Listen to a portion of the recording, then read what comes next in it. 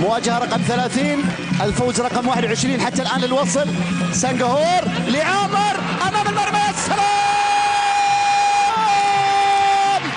يعيد الروح، يعيد السماوي.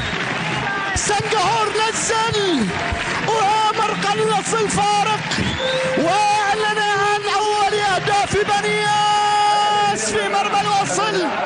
عامر عبد الرحمن يسجل للسماوي هدف ملعوب من جمله صحيحه كانت اسميه واصبحت فعليه، قمه في الجماليه، تضع السماوي قريبا من التعادل. في دورينا توقع كل شيء، في دورينا ممكن ان يحدث اي شيء، وعامر عبد الرحمن يجعل النتيجه قريبه المنال من بنياس. الان 2-1 2-1 السماوي.